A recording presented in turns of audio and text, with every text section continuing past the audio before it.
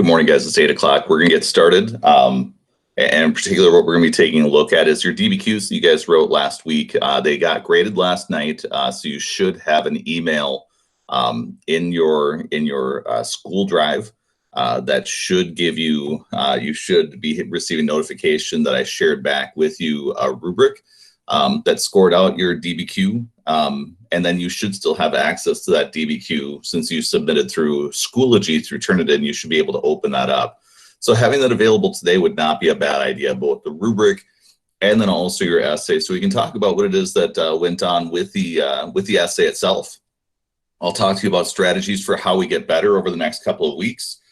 We are now a couple weeks out from your AP test. And so obviously we want to figure out how to fine tune where you are currently. But let me first of all share with you what the College Board has been sharing with us. We've got a meeting that's scheduled for tonight that's going to be giving us the lowdown on what is going on with the AP test. Sorry, I went to the presentation. I didn't give you the presentation mode. So like I was saying, there's going to be a presentation tonight that's happening electronically at 6 p.m. that's going to be laying out for us what's going to be happening with your AP test. Specifics, details, practice, that sort of stuff. Whatever details they're planning on sharing at this point is what's going to be happening at that meeting. And then we've also received other resources, including like guides and whatever. You may have received some information from the College Board as well. We'll take some time tomorrow to go over all of that stuff so that before our 4-day weekend, you can be in good shape. We're supposed to be taking Friday and Monday to work on getting ramped up for the end of the year. And so we'll be setting aside stuff for you for that weekend as well. So you're able to be working on those things over the course of the weekend itself. So you're not losing time in your preparation for the AP test. For us, obviously, same deal as usual when it comes to filling out attendance. Also with the AP course schedule, if you're discovering that you've got content issues that need to be fixed up in order to help you get into a better place, one of the good places to be looking to is these review videos that are happening on a daily basis. The one that they're doing live today is getting into period 7, imperialism and progressivism. So if you feel like that's a topic area that is not your strongest, that's going to be where they can help you out. And then they're promising the week of the AP test to be able to go, they're planning on doing review videos that will be going over specific parts of the test, specific skills and other sorts of things. Hopefully by that point though, we've done our review well enough that will just be like a final cleanup to put you into a good spot. You've also got a few different links that I would like you to open up on this Google document page. And the links that I would like you to get into, number one, you've got your DBQ that is located right here. And with the DBQ, this is the one that we wrote last week. You'll also find that there is a student writing sample that is something that I want to share with you. So let me share this Google document in case it's not readily accessible. I'll put it into the chat right over here.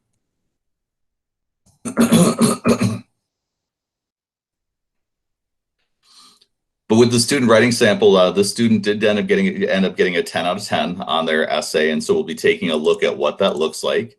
We will also want to have available for us our DBQ rubric and also the John Irish Style Guide, but then there's also an activity that you and I will be working on today to work on our skills as far as essay writing and also contextualization. Because after taking a look at the essays, this is one of the key elements that I'm seeing as our problem, is I've got a lot of students who are answering what they would like the question to be rather than what the question actually is. And that's not a unique issue, but I had enough students do that in this class that our average scores were not close to what's going to be needed for passing on the AP test. If you're scoring in like the 1, 2, 3 range, we've got significant issues that need to be addressed over the next 2 weeks. And a lot of that has to come from the very beginning in your planning phase. Do you actually have a good plan laid out that will help you to be able to write something more than a document-driven essay? On the essay that I graded, that was what I noticed a lot, where I had students who took a look at this essay question. The 2 most common problems is I had kids take this question, and when they were deconstructing the prompt, first of all, I don't know that I had students, some of my students deconstruct the prompt, where I asked you at the beginning of the year to circle what you're supposed to be writing about and underline what you're supposed to do. And so if you circle what this essay is supposed to be about, it's supposed to be analyzing regional differences about slavery, but then also political tensions from 1830 to 1861.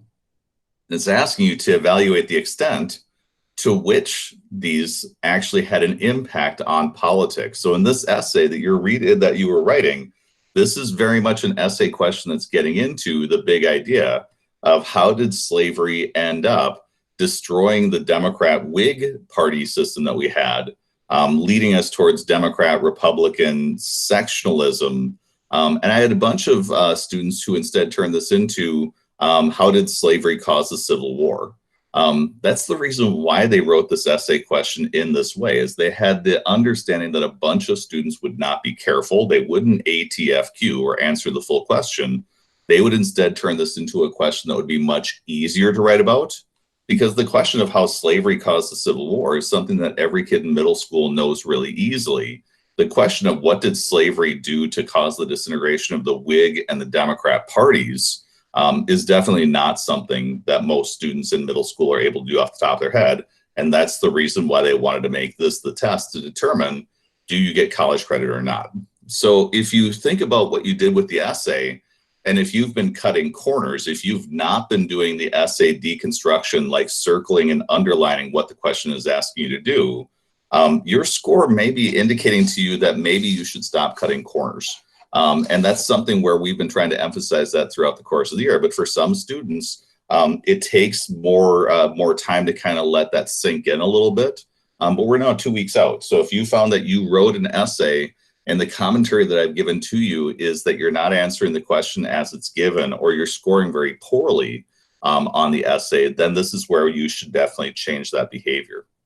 Secondarily, I had a lot of students who were writing essays where it was pretty much straight document summary. That's known as a document-driven essay, which means document one says this. And so describing how William Lloyd Garrison wrote The Liberator, and in summary, that he is somebody who is an abolitionist who is very enthusiastic about the issue of slavery, and he's trying to convince other people to be enthusiastic about this as well.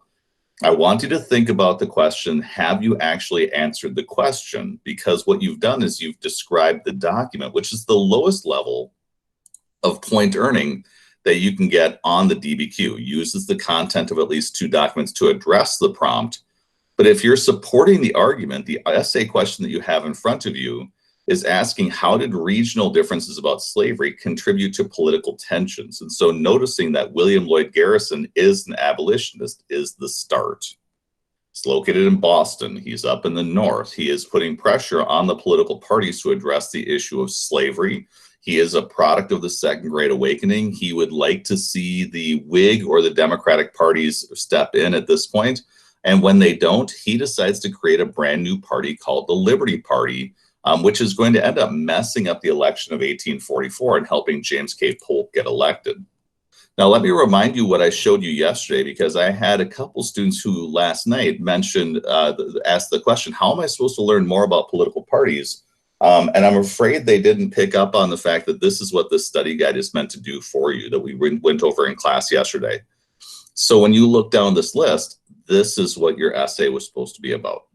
Your DBQ is supposed to be emphasizing how the sectional tensions that we had took parties that were divided over Jackson and instead caused fractures in them, because the Democrats had a northern and southern chunk, the Whigs had a northern and southern chunk, and by the time you get to the Civil War, they've now moved into more clear boundary lines where the Democrats still have a north and a south. But in 1860, during that election, Douglas and Breckinridge split, allowing Abraham Lincoln's Republican Party to win the election.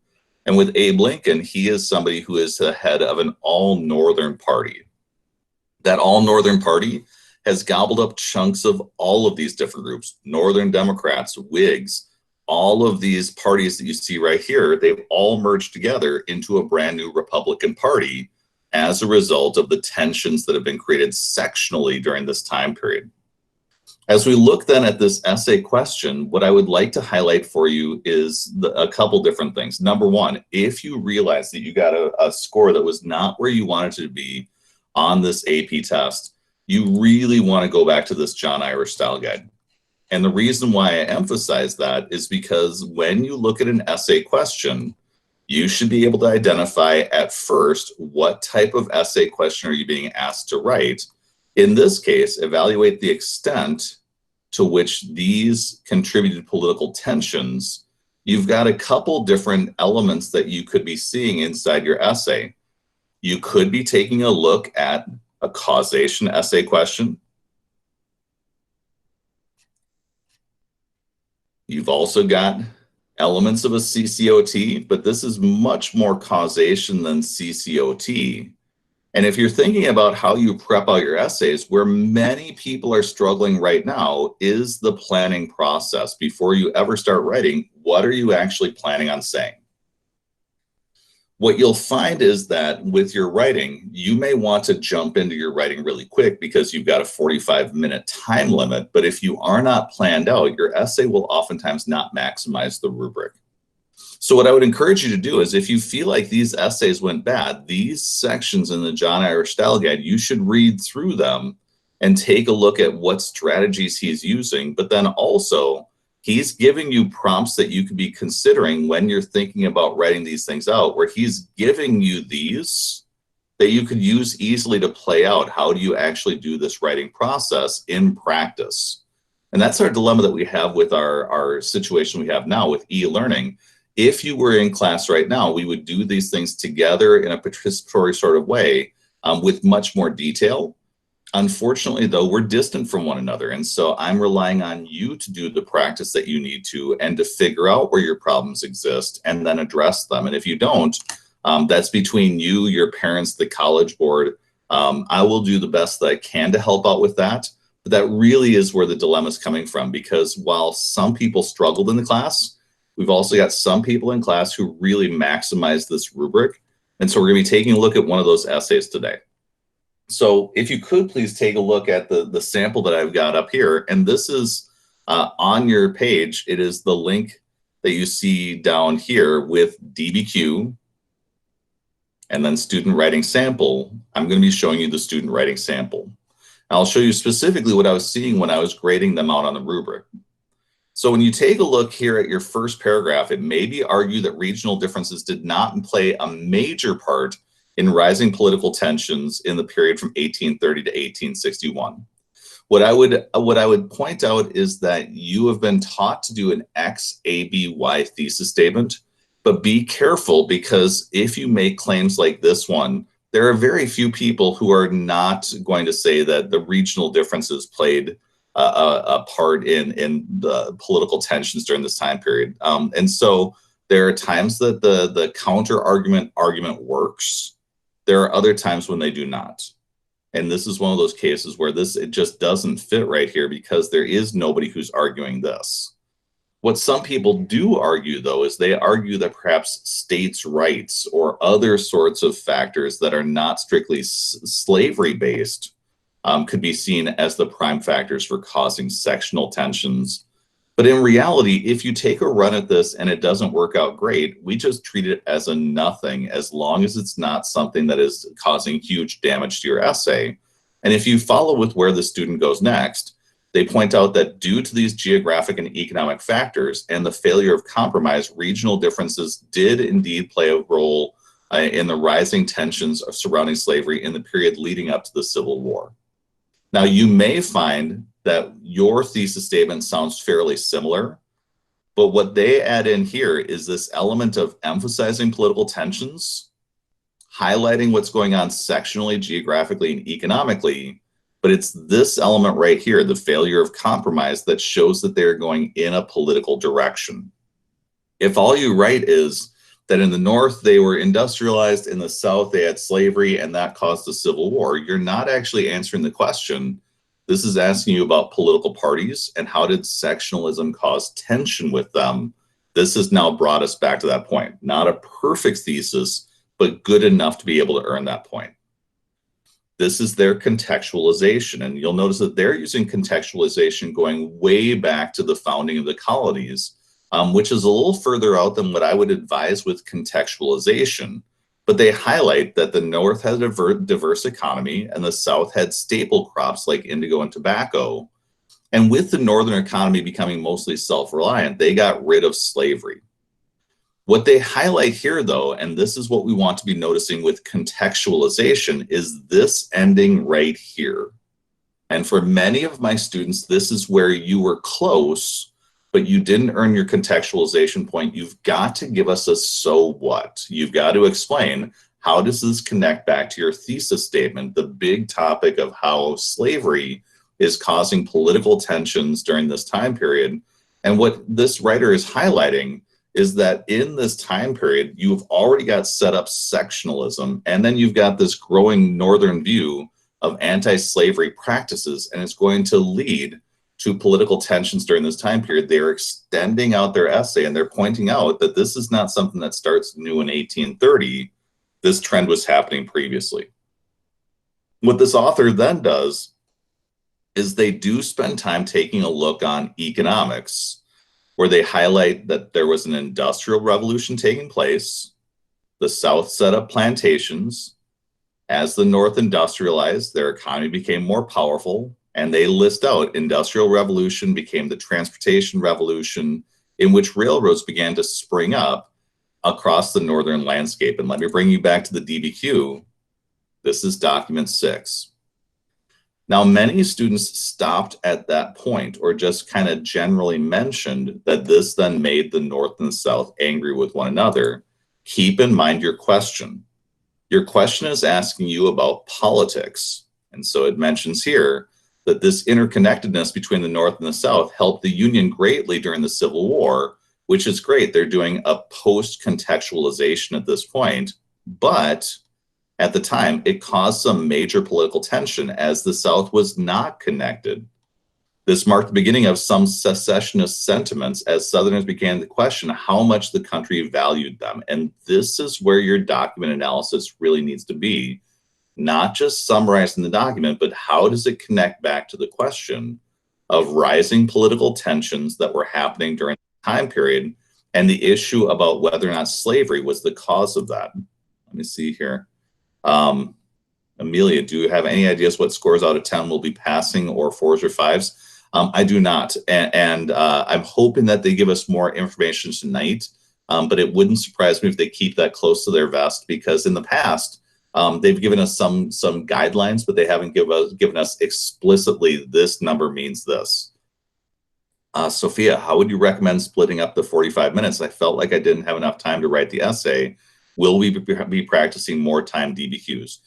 Good question on both. So Sophia, first thing I would highlight is when you're writing, you may need to get used to the idea that you may not be getting a perfect score, depending on the essay that they give you, but you can totally maximize your points on the rubric.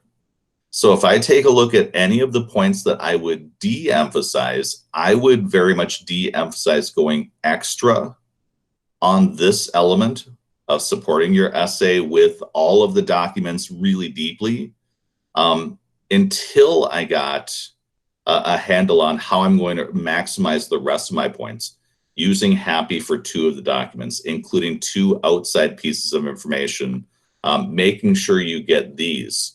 And so that would be the key advice that I would give you, is what you're feeling from the time crunch, the College Board is intending to do to you, to make sure that you're not cheating or doing other sorts of things, which is making me wonder about the top end scores as far as how high you will need to score in order to be able to be able to get all of that stuff in a short amount of time. As far as will we be practicing more time DBQs, we'll be doing another one next week. The decision by the district to not have class Friday and Monday really hamstrings our AP classes quite a bit. But that was a directive that came from the Department of Education to try to give us a breather to try to get up to speed. I don't need that at this point, but that's where our district is heading. Let me see, Ella, can you earn the contextualization of the thesis point without doing a post-contextualization and restating the thesis at the end? Yeah, and so when it comes to your thesis point, if you do it in the first paragraph and you do it well, you can earn that thesis point there. The reason why I have you restate the thesis at the end is for a lot of kids, especially in this timed environment, they'll put down a working thesis at the beginning, and then I oftentimes will see the thesis at the end of the essay get a whole lot better, because they're able to actually process while they're writing to figure out where they came from. As far as the post-contextualization, if you do your first contextualization well, then you don't need the second one for your contextualization point. I did see a number of students, though, who, when they were doing their contextualization, to bounce back to the essay that you have here, I had a number of students who their contextualization here didn't work, but then they did a contextualization at the end that was effective. But then secondarily, to get to your question, what you're about to see in this essay is this student, by doing their contextualization first, what I get to do with the rubric is once I see contextualization, I just make a check mark here and I stop looking for it. Contextualization then from that point forward might end up becoming outside evidence. It might end up becoming an H and happy when you're doing that document analysis. But also in the student's case that you're about to see today, this student is able to do this at the ending of their essay with their post-contextualization, and that's how they pick up their complexity point. And so that's why I encourage students to do both at the beginning and at the end with two different contextualizations, because then it gives me the liberty to be able to place those points where I would like to. Let me see here. Maylee, is the DBQ next week going to be a summative? Absolutely. We're at the point where we should be able to do these things really well. That's the reason why we're doing a debrief today and answering any questions that you guys might have. So if there are problems you have over the next week with how you do your DBQ writing, this is meant to really focus your attention and get you guys locked in, so that hopefully we see you writing really good DBQs, because 2 weeks out, we should be on our game at this point, or if not, we should have some pressure on us to be upping our game as quickly as we can. So let's get back to our DBQ then. And if we take a look at the DBQ that you have, this student that you see right here is pointing out that with the transportation that you see during this time period, you've got some secessionist sentiments that were going on. You've got the North becoming richer, the South becoming poorer. And what they're doing is they're giving you some complexity here, where they are highlighting that there are economic things that are causing divides between the North and the South. They're eventually going to be also weaving that back into the impact that this sectional division has on our politics. You'll notice here that document 3, societally, the North had no trouble swallowing slavery as a normal American practice. What they do with this document is not going to be earning points. So document 3 was your tricky document in your DBQ. This is the Wilmot proviso, and this is meant to be tricky. But in this essay question, the turning point that the strong students were picking up on is what we taught in class, that the turning point from 1830 to 1860 is going to be that Mexican-American War, the addition of California, and the question of, as we spread slavery out west, will the North or the South be winning? And that caused tensions that eventually split the country in half. This essay question could have easily had as its foundation Henry Clay, Daniel Webster, John C. Calhoun, all outside pieces of information. But for many people in class, they were so focused on the documents themselves that oftentimes the story of the time period really got lost, where Henry Clay held the country together through compromises. But when you get to David Wilmot, he's trying to argue that in order for funding to be done for the Mexican-American War, they're going to need to promise that slavery does not move out west. And what he's doing that's even more tricky is he's a free soiler. So he is talking about keeping slavery out of the West, not because he is against slavery, but because he wants that area exclusively for white people only, and he wants to keep slavery trapped in the South. And many of these free soilers will realize they're not Whigs anymore, but they don't fit with the Democrats, and many of them will merge together with abolitionists into what is called the Republican Party in the 1850s. So when you take a look at what this author does, this author's trying to do their best with document 3. They aren't super solid with document 3, and they're still able to score a 10 on their rubric by getting one of the documents done incorrectly. This is the reason, though, why we use every document in our DBQ. This person points out then that if slavery is terminated, the U.S. standing in the global market would crumble for textiles and severe economic drought would follow. But then they come back and they're talking about document 1 with William Lloyd Garrison using a really good element of historical contextualization, linking that with Uncle Tom's Cabin, and it advocates for the violent and immediate end of slavery. You'll notice then, though, that they pivot and they start talking about how this anti-slavery movement is coming as a result of the political change that took place with the Fugitive Slave Act. So instead of just announcing abolition alone, they're bringing it back to the battle between North and South over politics. You have a rising abolitionist movement that led to the outlawing of slavery in many states. And you'll find that they did not have any progress in making these terms were made in terms of abolishing slavery in the southern states. But it mentions how that in the South, they are advocating for the idea that slavery was a positive good. They weave together document 5. But in particular, it talks about how in the South, white people felt this way socially, but then as they start commenting about solidifying their commitment to the South and making it more difficult to win over Southerners, what we can assume at this point is, even though this is not the strongest analysis linking back to politics, they've been doing politics well to this point, and then they really dive into politics in this paragraph. Notice how much outside information is here. That's really where most of my essays were struggling, because if you're writing a document-driven essay, document 1 says this, document 2 says this, the documents are leaving out so much stuff that your story does not comprehensively make sense. What you need to include is outside information that's not contained in the documents. And this author points out that we had a Mexican-American War. California was then poised to be added. They are very much going to be limited previously by the Missouri Compromise, but California is not included in that. And so we have the Compromise of 1850, tensions rise with the Kansas-Nebraska Act. This paragraph right here really then starts illuminating the fact that there's something complex happening here, because for most students, they're locked into just document A says this, document B says this. They then point out a restatement of their thesis statement. And what I would highlight is, when you're doing your restatement of your thesis, I would do this in the last paragraph. I would flip these just so that the reader who is watching this does not get confused about whether or not you are doing this as an end of your essay, as a body paragraph, or as a conclusion. I would understand by saying, in conclusion, you're safe. I want to make sure you stay safe, because the rubric itself, like I've mentioned to you repeatedly, must either be in the introduction or conclusion. Some readers get to be sticklers about that. This paragraph down here, though, is your post-contextualization. And what they highlight is, they say there are still regional tensions that are present, and it does affect the politics of the time period. While Reconstruction is going on, you have Southerners who are imposing poll taxes, literacy tests, and those sorts of things that are preventing African Americans from becoming legally citizens.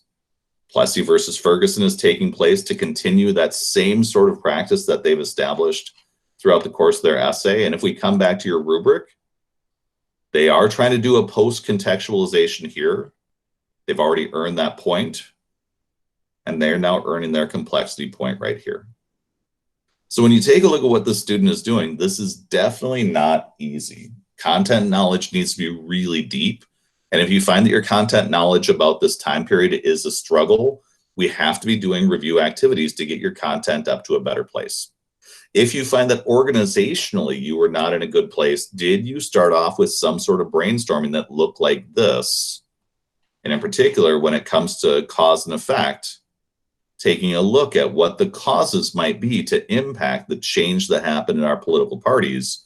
When you think about events that are happening with westward expansion, whether it is like Texas or Mexico or whatever, and doing this before you look at the documents, because for many kids, they'll tell me that they like doing DBQs because they can actually read the documents, get an idea of what they should be thinking about. But for many kids, they get tunnel vision on the documents themselves. And if you look back at your essay, for the majority of kids in my class, many people's essays are hyper-focused on the documents themselves, to the point where they are missing out on bigger picture outside information things that could be woven into their essay.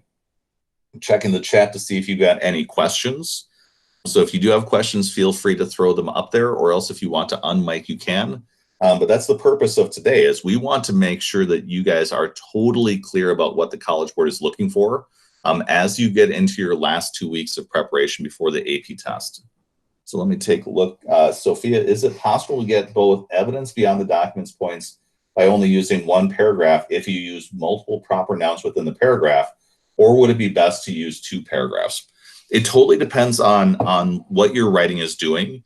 The outside information piece, though, that is tricky, is it mentions here for outside information that it must be done more than a phrase or a reference, and it must be different from the evidence you use to earn contextualization. And so when you take a look at what's happening with this essay right here, this student is earning points with their documents as elements of happy. And so if with your documents, you're able to earn like audience of or point of view or purpose, and then you've got historical information woven in as well, you've got some latitude as a grader to make sense out of what you do with that. In this paragraph, though, you do see multiple examples that they run out here where it's more than just a phrase like the Kansas-Nebraska Act caused tensions. They actually are running it to fruition. They do the same thing with the Mexican-American War. So this paragraph right here has enough detail for a couple of the specific facts that this paragraph can satisfy outside information.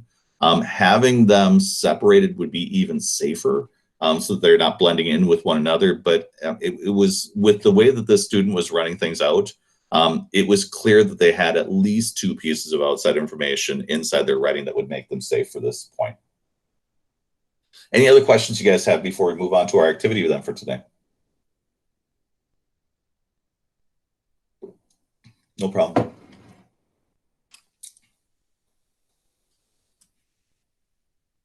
Good, good. So here's what I would like to work on for today. You've got an activity that I think might help out a number of us when it comes to the actual writing process. If you can go to this link, APUSH Prompt and Contextualization Practice, it will bring you a document that looks like this. I would like you to make a copy of this document. I'm going to be having you submit this by tomorrow so I can see what you do with the 2 that we do not do as our model.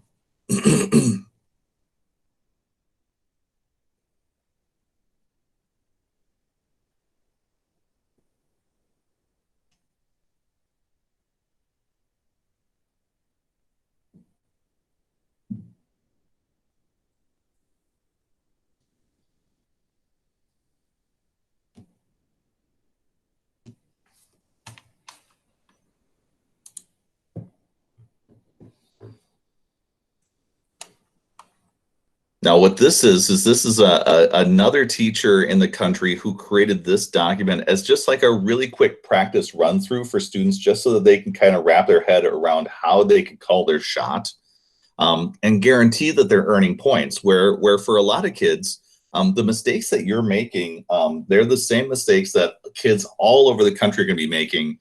For many of their teachers, though, they're grasping at straws. Many of them are struggling with e-learning. Many of them were struggling with writing instruction even before we went into this time period. And we've got a full 2 weeks to be able to fix up the problems that you have, which means, in my mind, you've never studied for 2 weeks for a full-blown test ever. And if we can take that time and use it well, we should be into a good place. So when we think about what we do with this activity, remember that whenever we get a prompt, we're going to be working with this one. You should be using some sort of technique to circle and underline or think through what you're being asked to do. And so when you take a look at this essay question, I want you to first of all determine what seems to be the topic of the essay question that they would like you to be focusing in on. And when you read through this, it would seem to me that the topic that they have is that they want to be focused on the rising tensions between American colonists and the British government. So this would be your topic right here.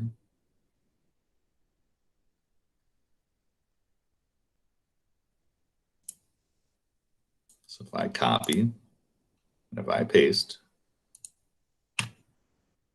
Easily can do it that way. When I think about my timeline, this would be my timeline.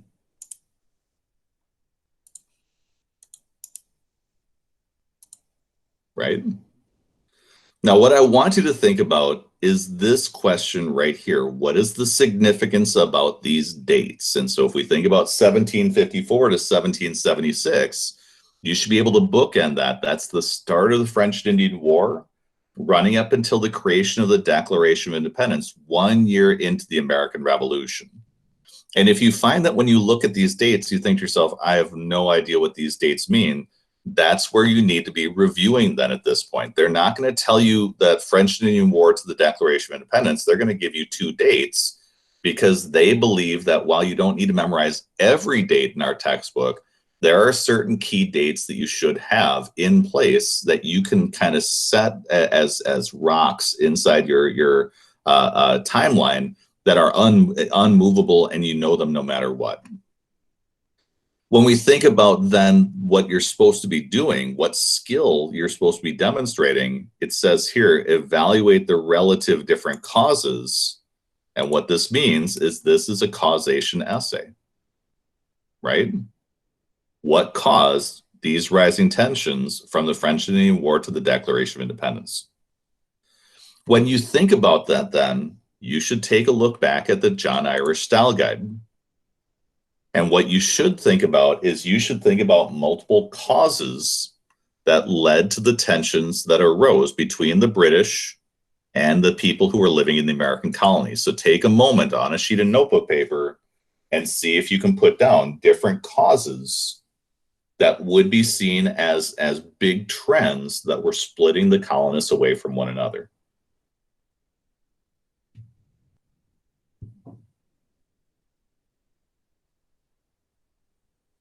Now, what I'll be checking in the chat is if you could please just jot down in the chat what you think one of the big trends might be that you'd want to write about in an essay like this one.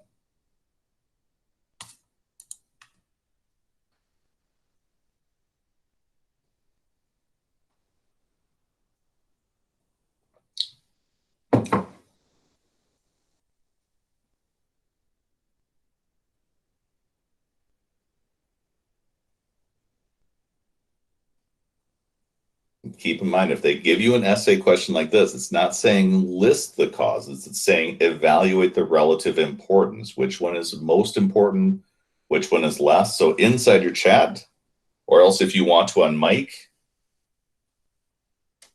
what is one of the major causes that you could find during this time period from French and Indian War to the Declaration of Independence that is causing tensions between the British and the Americans?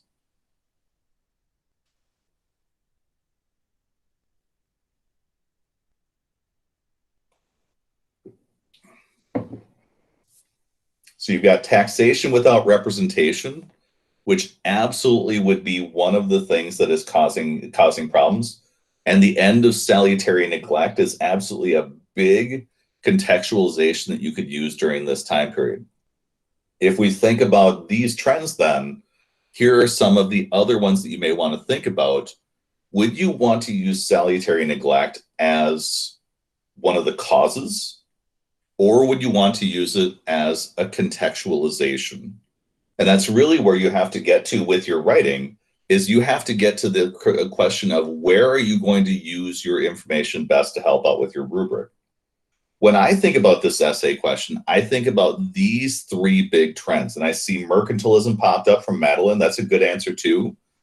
Think about these things though. Number 1, from 1754 to 1776, you had the ending of westward expansion with the Proclamation Line of 1763.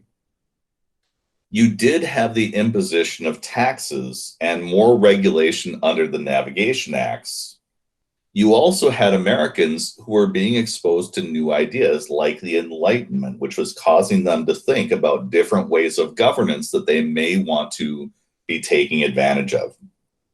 Whatever your 3 are, though, that's where you use this brainstorming then to figure out in your mind which would seem to be the most important thing that was causing tensions. So in my mind, is it the Enlightenment philosophies that's causing tensions?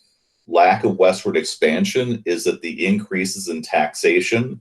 And in my mind, it would be the idea that that taxation piece first led to them losing their rights. And it's that taxation element that really seems to stick in the colonist mind a lot. And so that's where my emphasis would be. Sugar Act, Stamp Act, TX, Boston Tea Party, and so on. There are many different ways you can write this essay, though. So if you're like, no, no, no, no, no, it's the Enlightenment piece where it's John Locke and Thomas Paine, and that's where the tensions are really coming from.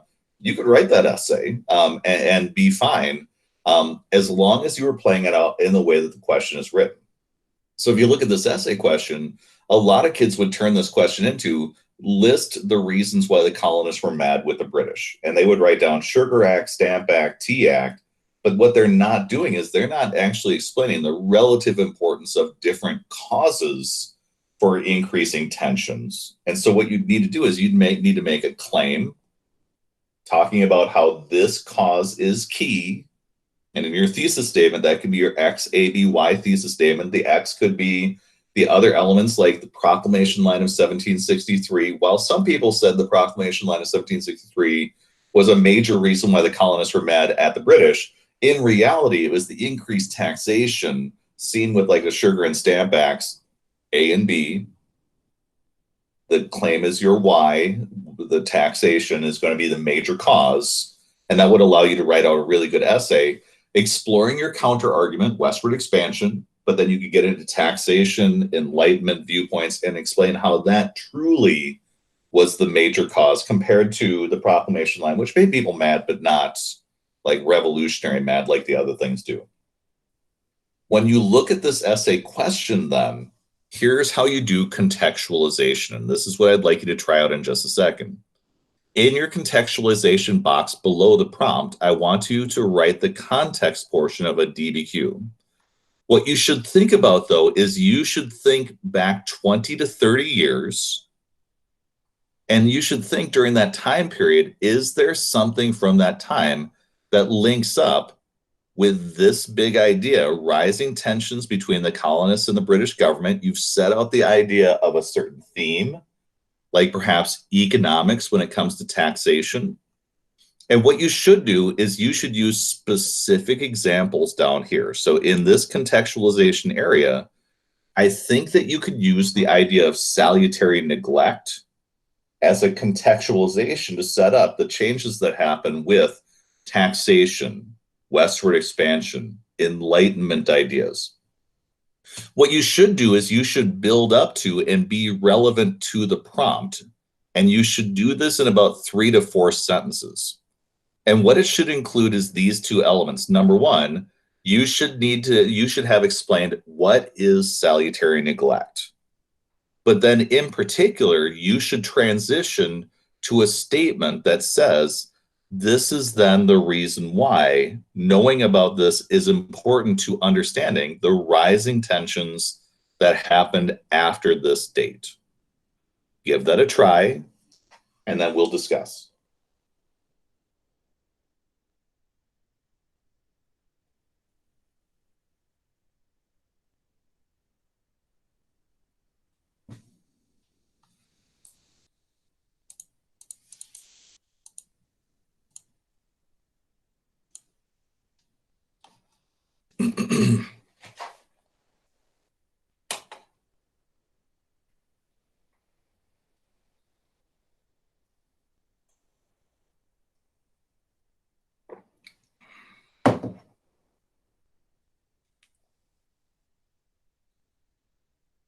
As you are writing, keep in mind the question I am going to ask you is, so what? When you get done with this, how does what you're writing have any impact to us better understanding this question with the stuff that happened in 20 to 30 years or less prior to the start of this time period?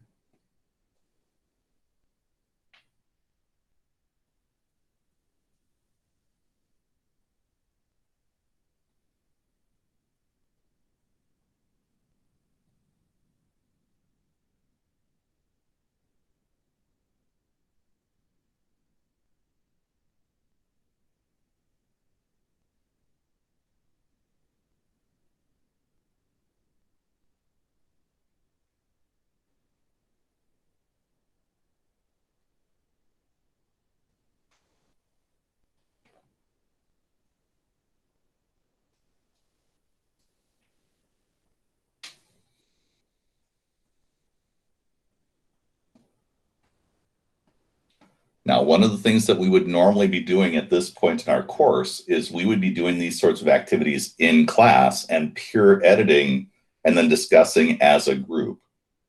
We're going to have to fudge that a little bit. And so anybody who finishes, if you would like to, and it would help me if some of you were voluntarily willing to do this, if you'd be willing to copy your contextualization into the chat area of our Google Meet, I will grade it immediately and give you feedback at that point. And for many of you guys, that's the skill stuff that you need at this point. And if you're shy, I get it. So if you're nervous and you don't want to do this, I know I've got a number of very confident writers who are in this chat room right now who are very much wanting feedback, but then also you'd give aid to other students in your class by throwing yours up there so that others could see you modeling what you're up to. And then trust me that you're in safe hands with me. I want you to be good and I don't want to tear you down. So at this point, I'm going to give you very constructive, direct feedback about how you can make this better with the understanding that you're a great writer. And I'm excited for what you're going to do in 2 weeks, but you're not supposed to be perfect yet.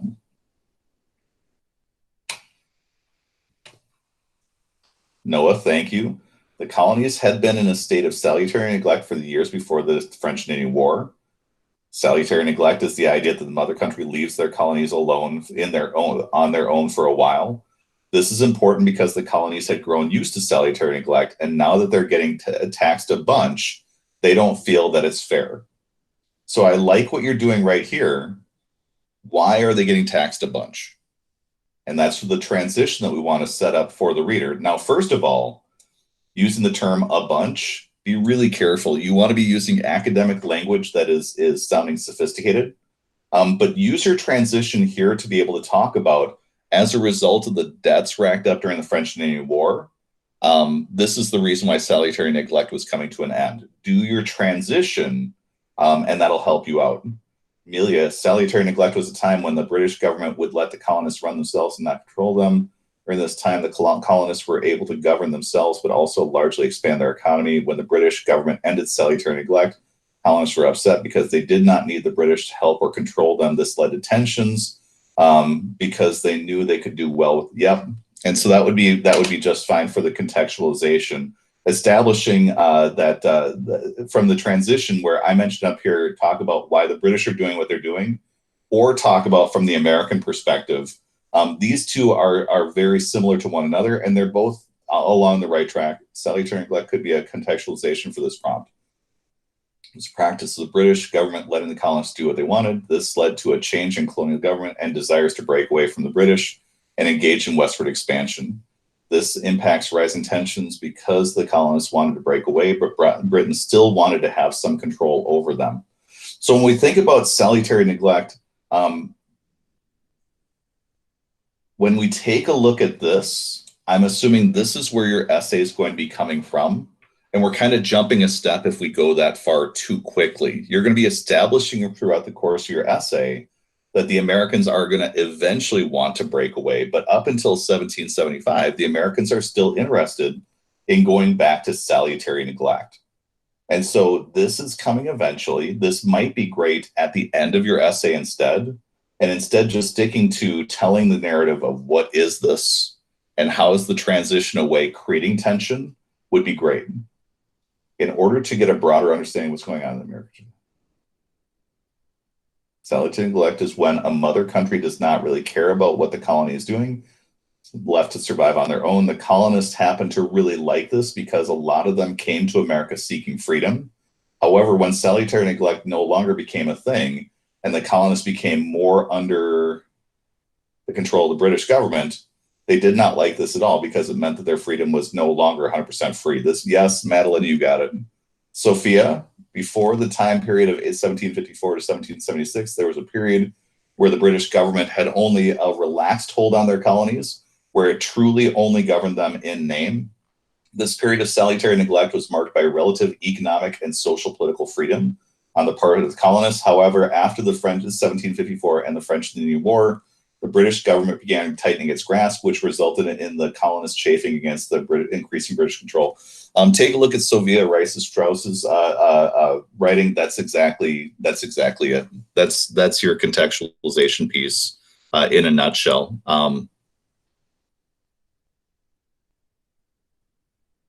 This one right here does a fantastic job of encapsulating, this is salutary neglect. This is then what the British started doing as a result of the French and Indian War. And this is then the result that has an impact on the essay question. So if you're looking for a model, and especially if you're kind of still in that emerging phase, this is very much where you want your contextualization to be. Very nice job. Sophia, the British government had become entangled with other European affairs and it started to ignore their colonies. This led to the creation of new forms of self-government. Yep. Paved the way for independent colonies. By giving the colonies a chance to self-govern, they developed the skills needed to learn how they can govern themselves, which eventually led to a desire of becoming their own state. And this would then want to have a conclusion about the ending of this, to transition into where our attention's coming from. So a little bit more clarity about what time period you're referring to, but otherwise you're totally on the right track. Ty, American colonies had been taking advantage of being a British colony for over a century. They used their navy for protection while also benefiting from her economic exploits, all while being, in a gubernatorial sense, relatively independent. But when this state of salutary neglect came to an end, and Britain became more of a direct style of governance over the colonists, political tensions began to rise. Yep, you got it. Ty, you're doing great. Looks fantastic. This is another great model of all the elements that you would want to have, and began protecting, yep. This cycle of heightened tension would lead to the eventual bloodshed of the American Revolution and the Declaration of Independence. And if you take a look at what's going on with contextualization with Ty, it's this element that you have here of the so what. So, I mean, it's great that you know what salutary neglect is, but why is it important to know about that when you're trying to do this activity right here, when you're trying to get into evaluating the relative importance of different causes of the rising tensions? If you establish at first that they had freedom and then it went away, and this is where the tensions begin, the reader understands that you get it and you know where this is coming from. The rise in tensions between the American colonists and the British was caused by an increase in taxes. Prior to the French and Indian War, yep, good. During salutary neglect, the colonists were allowed to govern themselves, trade with other countries, and didn't have to pay taxes to the British. The colonies thrived economically. After the French and Indian War, the British started. Colonists who thrived under salutary neglect felt held back by this salutary neglect. They felt the taxes imposed upon them were unjust, and this led to tensions. And in fact, if you take a look at what this one's doing, contextualization, that very much feels like it's then drifting into the thesis statement to establish then the direction that the essay is going to be going. That's a really nice job.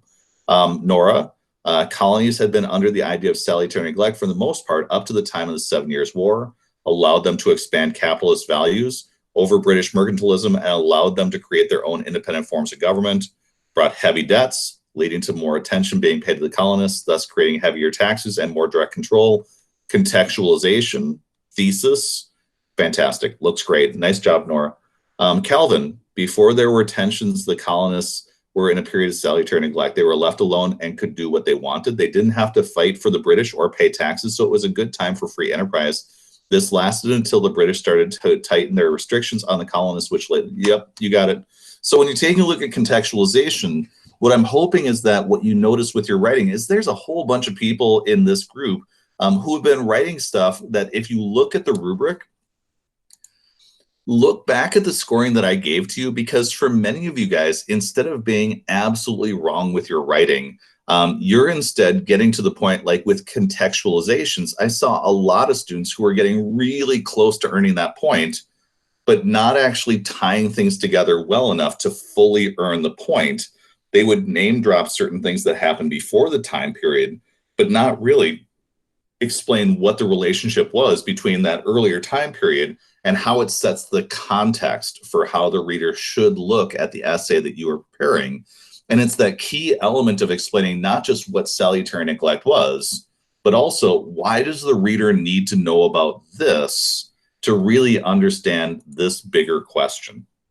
So what I'm going to want you to do because I feel like I'm ready to turn you guys loose when it comes to this skill. I would like you to do the last two here today and then submit them onto Schoology, where you'll find a prompt that is leading you towards your contextualization activity. So let me show you here. There's a link titled APUSH Prompt and Contextualization Practice.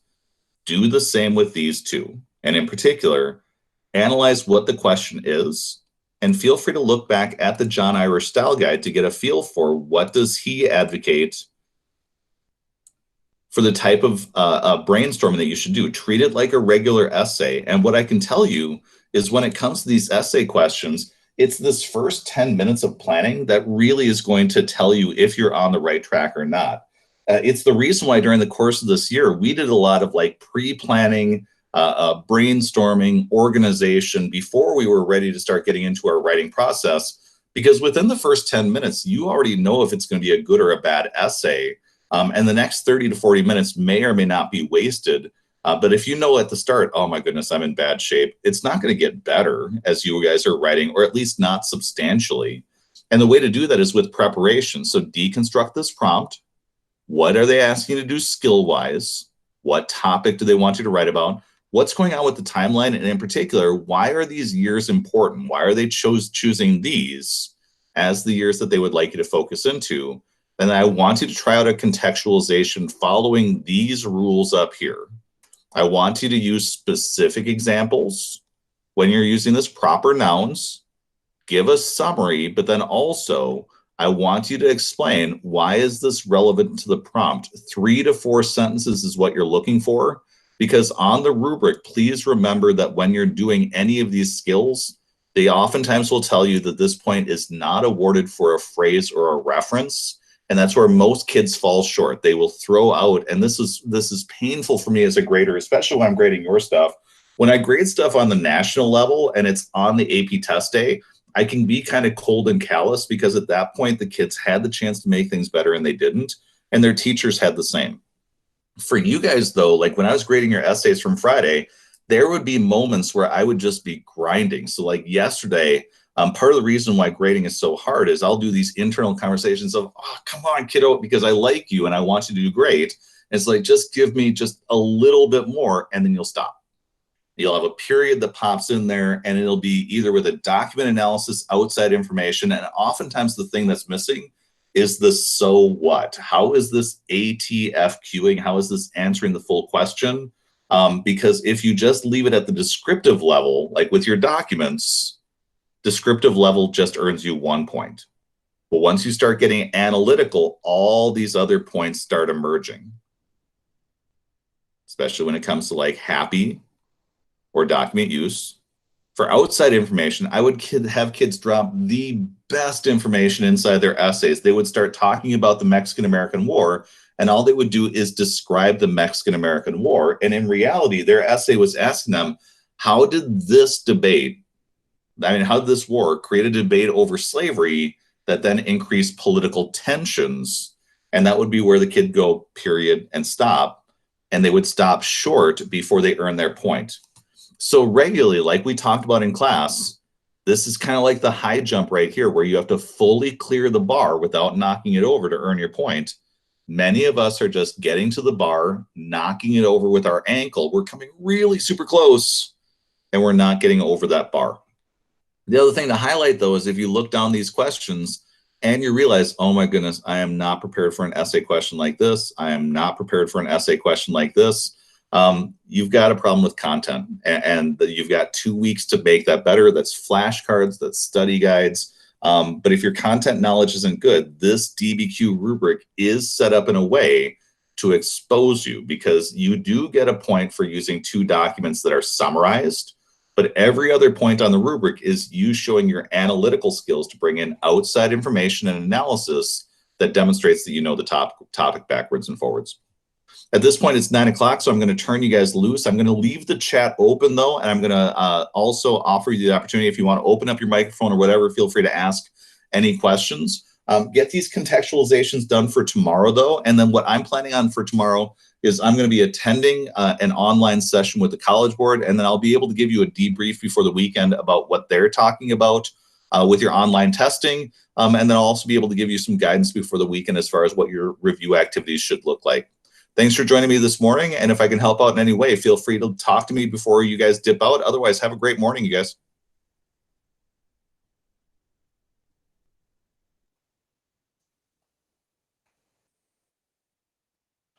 Alexa, I can totally take a look at my emails. My grading for other sorts of stuff that wasn't DBQ related has been really slowed down over the past week because the DBQs have been taking up all of my time. And so I'm planning on going through and checking incidental other work to make sure that that's taken care of. So in the next day or two, you should be able to see those grades updated, and I can give you an email back if I see any problems.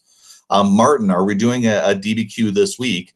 I would like to, but with our district's decision to close down Friday and Monday, and have teachers use that as a professional development day, that is something that we're obviously not going to be able to do.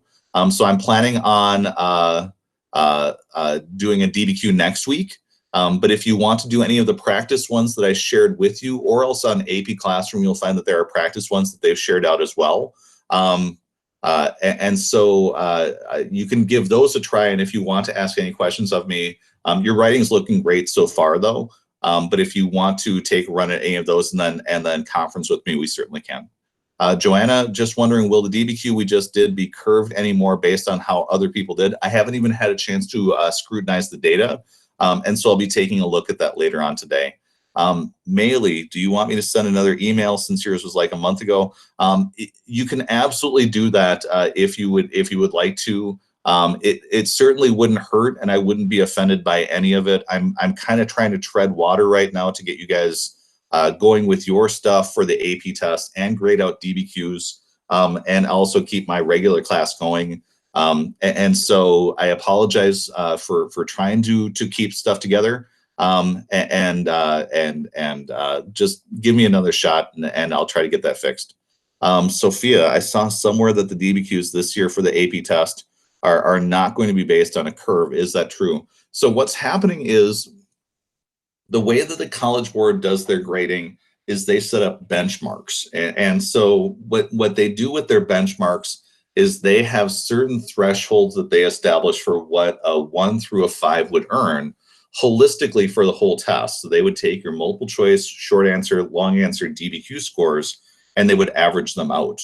Sorry, not average them out. They would add them all together and they would figure out how many points you earn. And once you hit a certain threshold of points, you would then move from a 1 to a 2 or a 2 to a 3.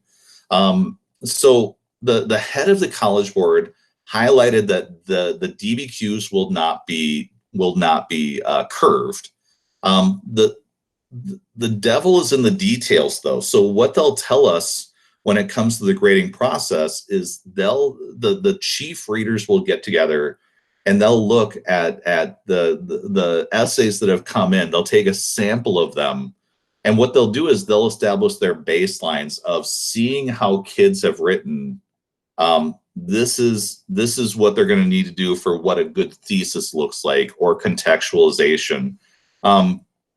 So they've already got an idea of what the skill is going to be. The problem, though, is like when you write a question for students, you assume that the students can do this, and then sometimes you'll discover that the students, when they had that skill presented to them, they might read the question in a weird way, or they might do something different. And if the vast majority of students aren't hitting this level, but instead they're kind of under a bit, you might find that the College Board during the grading says, look, this is where the students are coming from. And so for thesis statements, this will be acceptable, even though we anticipated at the beginning, this would become our normal. And so what they're trying to say with the curve is not that you're going to have like the curve all of a sudden get thrown way out of whack by a bunch of kids doing great and then bending it upwards. But what might happen is when it comes to demonstrating skills, they might look at a certain document that gets misinterpreted or a certain skill, and they might say to all the readers, hey, kind of use a grain of salt with this and kind of think through what this kid was up to in a 45-minute time limit. We thought they'd hit this level. This will be good enough. And so that's kind of the middle ground they're working. Okay. By the way, your writing's looking great right now. I really like seeing what you're doing.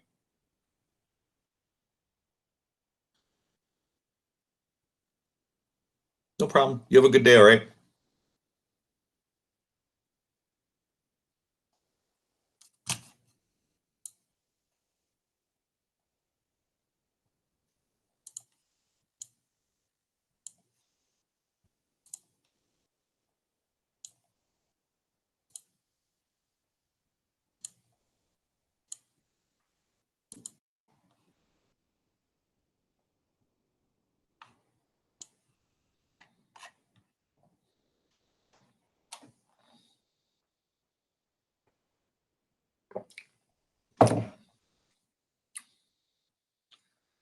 So Grant, if you want to unmic, we can talk personally if you would like to. You can turn on your camera too if you want to do so face to face, because you and I are the only ones here. I'm going to turn off the recording so that you and I aren't talking to the world.